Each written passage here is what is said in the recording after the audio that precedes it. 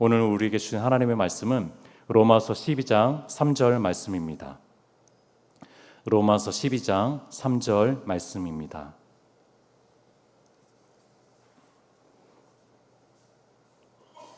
로마서 12장 3절 말씀을 함께 합독해서 읽도록 하겠습니다. 시작. 내게 주신 은혜로 말미암아 너희 각 사람에게 말하노니 마땅히 생각할 그 이상의 생각을 품지 말고 오직 하나님께서 각 사람에게 나누어 주신 믿음의 분량대로 지혜롭게 생각하라. 아멘. 30년 넘게 한 기업에서 열심히 근무하시고 정년 은퇴를 하신 저희 아버지는요, 저에게 늘 이런 얘기를 했습니다. 어릴 때부터 이런 얘기를 했어요. 내가 너에게 물려줄 것은 하나도 없다. 그러나 너가 물고기 잡는 법까지는 알려주겠다. 이 얘기를 아주 어릴 때부터 했어요. 초등학교 들어가기 전부터 이 얘기를 왜 이렇게 했는지는 모르겠어요. 어찌됐든 이제 아버지는 한 기업에서 열심히 성실하게 근무하시고 정년 은퇴를 30년 넘게 근무하시고 정년 은퇴를 하신 분인데, 아버지는요 늘 다른 사람의 도움을 받는 것을 부담스러워 하셨습니다. 저희 아버지는요 늘 강함이라는 것은, 또 남자다움이라는 것은 독립해야 되고 홀로서기를 잘 해야 된다라는 생각을 가지고 있었기 때문입니다. 그래서 그런 아버지 밑에서 저도 자라서인지 교육받고 자라서였는지 남의 도움을 받는 것을 굉장히 좀 부담스러워하고, 어떻게 해서든 물고기를 그냥 받는 것보다도 물고기를 스스로 잡고 싶은 그런 강박이 제 안에 있다라는 것을 많이 느낍니다. 그래서 누군가의 도움을 받지 않고 혼자 서는 것, 나 스스로 내 삶을 통제하는 것, 내 의지대로 할 수 있는 것, 이것을요 저는 성장이고 성숙이고 그리고 강해지는 것이라고 생각을 했어요. 주님을 알기 전까지는요, 대학교까지는요, 그런 것이 강해지는 것이고 성장이고 성숙이라고 생각했는데, 주님을 만나니까 그렇지가 않더라고요. 주님을 만나니까 주님은요 저가 성장하는 것, 제가 성숙해지는 것보다도 강하신 주님을 의지하도록 만들더라고요. 그러니까 신앙이라는 것은 내가 나 홀로 서기를 잘 하는 것이 아니라 주님을 잘 의지하도록 하는 것이 신앙이라는 것을 많이 깨닫습니다. 그러니까 담임 목사님께서 포도나무에 가지가 돼야 된다라고 얘기하잖아요. 이 별 볼 일 없는 가지가 포도나무에 젖붙임만 잘 당하고 있다면은 열매를 맺을 수가 있는 것이고, 또 목자가 아니라 양이 돼야 된다라고 얘기하는 것이죠. 우리는 목자가 되고 싶어 하지만, 그러나 양이 됐을 때 선한 목자를 추구하고 선한 목자 밑에서 잘 양육을 받는 것이 더 중요하다라는 생각을 해봅니다. 주님은요 나를 강하게 하는 것이 아니라 나의 강함이 되어 주십니다. 그분이 우리 주님이시라는 것입니다. 그런데 이 깨달음을 자주 잊고, 주님 나를 강하게 해주세요. 주님 내가 잘 나가게 해주세요. 주님 내가 저 꼭대기에 좀 서게 해주세요 라고 하는 이 속마음의 소원들을 주님 앞에 꺼내놓기도 합니다. 그런데 주님께서 잘 들어주지 않습니다. 주님께서는요 오히려 저한테 이렇게 말씀하는 것입니다. 정훈아, 너는 나 없이는 못 살아. 정훈아, 너는 내게 꼭 붙어 있어야 돼. 너는 내 옆에 꼭 붙어 있어야 돼.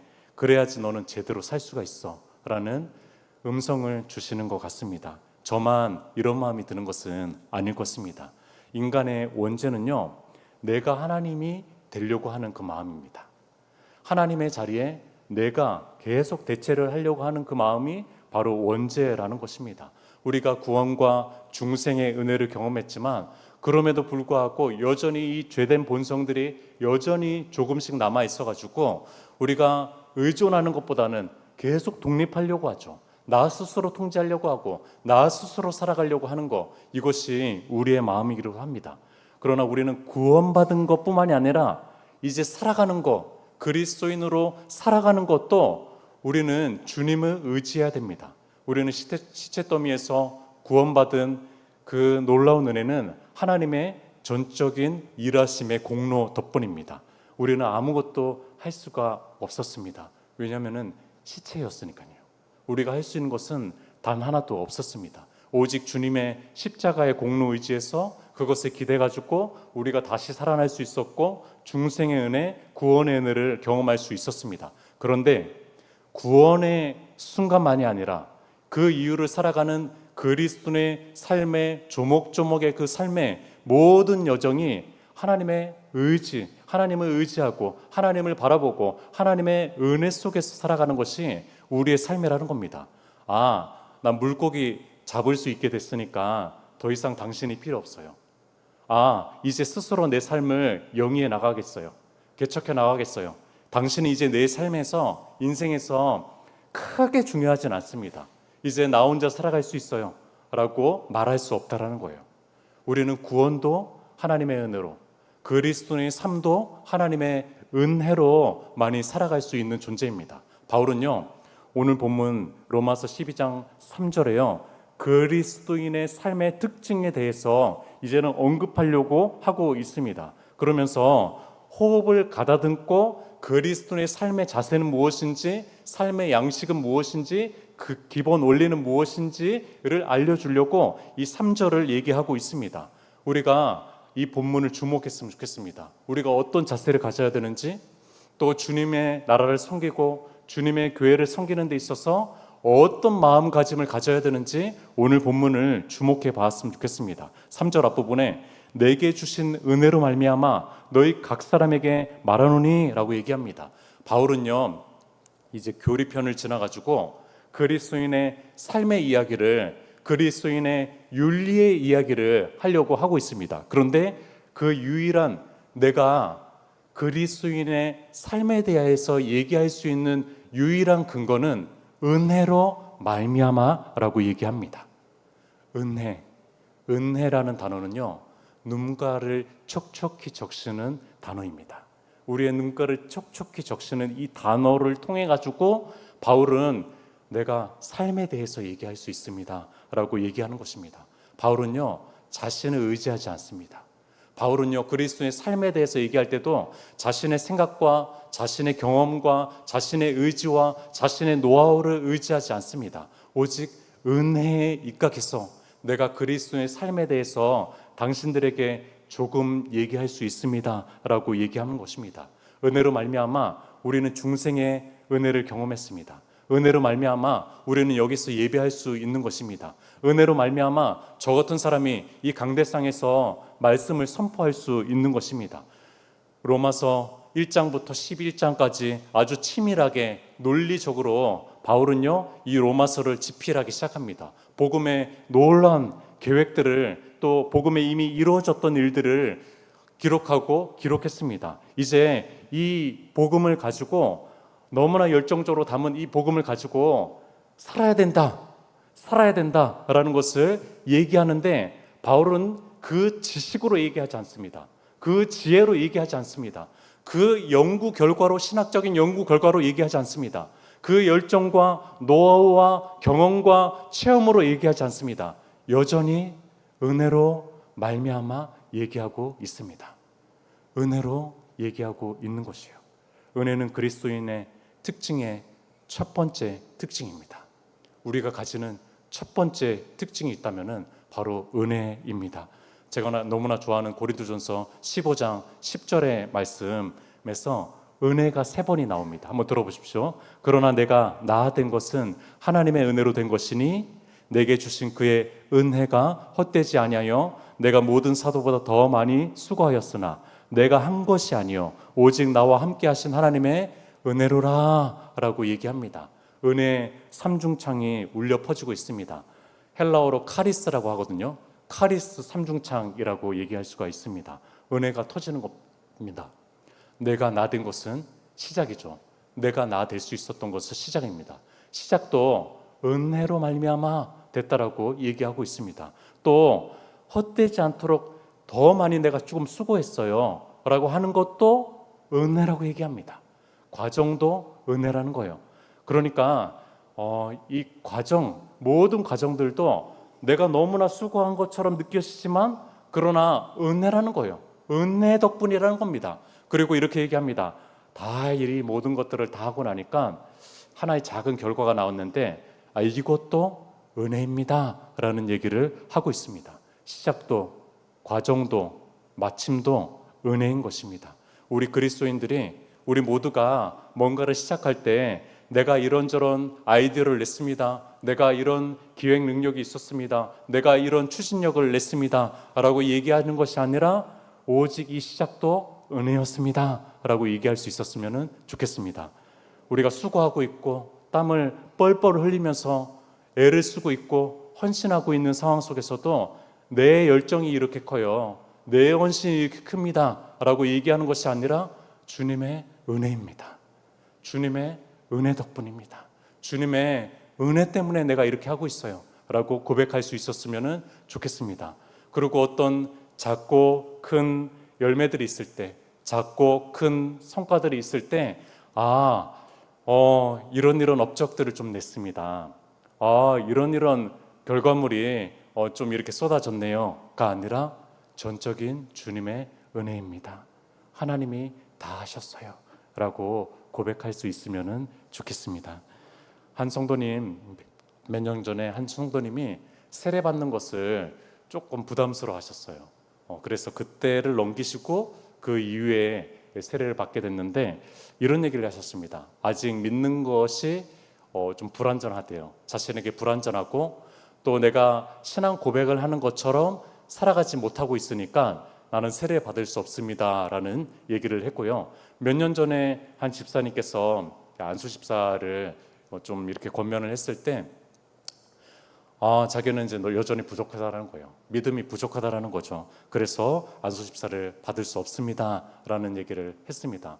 저희 어머니는 권사 직분을 그 담임 목사님, 교회 담임 목사님으로부터 권면을 받았을 때 이제 고사를 하셨어요. 내 믿음이 아직 성경도 잘 모르고 기도도 어떻게 할지 모르고 하는데 아들이 이제 목사니까 권사 직분을 받으셨고 그래도 연수는 몇 년 이렇게 좀 되셨으니까 조건에 맞으니까 권사 직분을 담임 목사님으로부터 받게 됐습니다. 근데 결국에는 고사를 하셨고 지금은 이제는 연령이 넘어가가지고 권사를 받을 수가 없게 됐어요. 이런 분들이 믿음이 없다고 생각하지는 않습니다. 저는 아무 의미 없이 세례를 받거나 직분을 받는 것보다는 오히려 이런 진지한 기도와 진지한 믿음의 분투와 고민들이 필요하다라고 생각을 합니다. 그러나 제가 어머니가 권사 직분을 권면을 받았을 때 조금이라도 은혜에 대한 눈이 조금 더 떠져 있었다면은 제가 조금 더 은혜로운 사람이었다면요, 어머니 권사님 받으세요 라고 했을 것 같습니다. 권사님 받으세요. 그래서 양가 집안에서 저희 친가와 그리고 외가 또 저희 아내 양가를 다 통틀어 가지고 권사님 한 분이 나올 수 있었을 텐데, 권사님 한 분이 나올 수 있었을 텐데, 저희는 다 불신자 가정이거든요. 목사 한 사람이 나왔는데 이제 권사님 한 분이 나올 수 있었는데 그 시간을 이제 지나가 버린 거예요. 그러니까 혹시 그런 직분이 뭔가가 권면이 주어졌을 때 이 직분은요, 세례는요, 하늘로부터 내려오는 선물입니다. 그 사실을 잊지 않았으면 좋겠어요. 우리가 자격이 돼가지고 조건이 돼가지고 우리가 뭔가 할 수 있어가지고 목사가 되고 장로가 되고 안수집사가 되고 권사가 되고 집사가 되는 거 아닙니다. 하늘로부터 베풀어 준 은혜라는 겁니다. 세상의 관직은 우리가 취득해가지고 얻었다라고 생각할 수도 있어요. 그것도 은혜지만요, 그러나 하늘에서부터 오는 이 직분과 세례와 이런 구원의 은혜는요, 마음껏 받으셨으면 좋겠습니다. 그것을 감사함으로 받고 충성되이 섬기시면 되시는 것입니다. 저희 집안에는 권사가 이제 없는데 이제 장모님을 바라봐야 되는데 기도해 주십시오. 은혜는요, 교만을 꺾습니다. 은혜는 교만을 꺾어냅니다. 은혜만이 교만을 꺾어낼 수 있습니다. 3절 중간 부분에 마땅히 생각할 그 이상의 생각을 품지 말고 라고 얘기하고 있습니다. 나 자신을 잘 알아야 됩니다. 내가 서 있는 위치, 내가 서 있어야 되는 위치, 내게 주신 은사, 내가 할 수 있는 역량, 그 이상의 것들을 생각하는 것은 교만입니다. 자신을 너무 확대하지 않으셨으면 좋겠습니다. 오버하지 않았으면 좋겠습니다. 예쁘지 않습니다. 그 사람 마음에 있는 야심과 욕심이요, 자연스럽게 그 말과 행동에서 드러납니다. 안 드러날 것처럼 느껴지지만요, 우리는 영적인 존재여가지고 그 마음속에 있는 야심과 뭔가 높아지려고 하고 그 이상을 바라보려고 하는 그 마음이요 느껴진다는 거예요. 참 무섭습니다. 우리는 그런 존재이기도 합니다. 그래서 리젠트 대학 신학 교수인 제임스 패커는요 이런 얘기를 했습니다. 자만은 우리를 풍선처럼 부풀어 오르게 하지만 은혜는 우리의 자만심에 구멍을 내서 뜨겁고 거만한 공기가 우리에게서 다 빠져나오게 한다라고 얘기했습니다. 그렇습니다. 자만은요 막 풍선처럼 됩니다. 막 부풀어집니다. 요만큼밖에 안 되는데 우리가 그것을 더 부풀리고 버풀리게 되는데 그것을 터뜨릴 수 있는 유일한 한 가지 바늘은요 바로 은혜라는 겁니다. 은혜만이 우리의 교만을 풍선을 터뜨려 주게 됩니다. 아, 하나님이 다 하시는군요. 아, 하나님께서 전적으로 일하셨군요. 아, 하나님의 은혜 안에 있는 존재이죠. 아, 내 눈가가 촉촉해지는 이것이요 우리의 거만한 마음을 제거할 수 있다는 것입니다. 3절 끝부분 이렇게 나옵니다. 오직 하나님께서 각 사람에게 나눠주신 믿음의 분량대로 지혜롭게 생각하라 라고 얘기합니다. 결국 우리가 무엇인가라고 할 때, 행동할 때 생각해야 되는 것은요 우리의 생각과 우리의 욕심과 우리의 뜻이 아니라 하나님께서 주신 믿음의 분량대로입니다. 우리는 믿음의 분량대로 쓰임받아야 됩니다. 내 자신에게 적절한 것은 무엇이죠? 믿음의 분량대로 하는 것입니다. 내가 할 수 있는 만큼은 무엇이죠? 믿음의 분량대로입니다. 이것이 그리스도인의 삶의 봉사와 사역과 섬김과 삶의 영역들이라는 것입니다. 빌리 그레이엄 목사님께서 영국의 지성인들이 있는 대학의 연합 집회 가운데 말씀을 전하게 됐습니다. 근데 이 지성인들이잖아요. 대학생들이잖아요. 그러니까 그들에게 존 스토트처럼 지성적으로 설교를 한 거예요. 첫째 날 집회 때. 그렇게 해서 준비를 잘 하셔가지고 선포를 했는데 아무 역사가 일어나지 않았습니다. 그런데 둘째 날 마음을 다시 고쳐잡고 나는 나답게 해야 되겠다. 빌리 그레이엄 목사님이 빌리 그레이엄처럼 해야 되겠다라고 해서 두 번째 저녁에 빌리 그레이엄 목사님처럼 설교를 했습니다. 놀라운 역사가 일어난 것이죠. 하나님께서 빌리 그레이엄 목사님에게 존 스토트 같은 지성적 그런 믿음의 분량을 허락하시진 않았어요. 하나님께서 빌리 그레이엄 목사님에게는 빌리 그레이엄 목사님의 믿음의 분량을 허락하신 것이죠. 그러니까 그 믿음의 분량대로 말씀을 선포하니까 놀라운 역사가 일어나게 된 것입니다. 세상은요, 세상의 생각대로, 세상의 뜻대로, 세상의 욕심대로 움직여지게 됩니다. 저도요, 주님을 몰랐을 때는요, 내 생각이 가장 중요하다고 생각했습니다. 왜냐하면 내 생각보다 더 중요한 가치는 없거든요. 아무리 둘러봐도 없어요. 내가 가장 중요한 가치입니다. 그런데 주님을 만나고 나서 보니까 더 소중한 가치가 있는 거예요. 바로 주님이라는 가치입니다. 바로 주님 나라라는 가치입니다. 그것을 발견하고 나니까 나를 중심으로 삼는 것이 아니라 주님을 중심으로 삼고 싶다라는 마음을 가지고 애써 보는 것이죠. 분투해 보는 겁니다. 성령을 따라서 한번 살아가 보려고 하는 것입니다. 결국에는요, 주님께서 주신 만큼 주신 대로 믿음의 분량대로 살게 하는 것이고, 우리는 이렇게 기도해야 됩니다. 주님, 저를 지혜롭게 해주세요. 믿음의 분량을 알게 해주세요. 믿음의 분량대로 살게 해주세요. 믿음의 분량대로 충성하게 해주세요. 믿음의 분량대로 섬기게 해주세요. 또 한편으로 이런 기도를 올려야 됩니다. 주님, 믿음의 분량만큼 쓰임받을 수 있도록 충성과 성실과 건강과 체력을 허락하여 주시옵소서. 이렇게 기도해야 됩니다.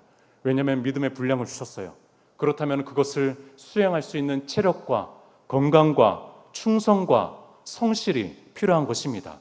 내게 있는 소명과 은사와 믿음이 주님이 주신 거라고 생각하면요, 얼마나 감격적이고 감사하게 섬길 수 있을까요? 우리가 그것이 전적인 하나님의 은혜라고 생각하면요, 얼마나 우리가 열심과 최선을 다할 수 있을까요?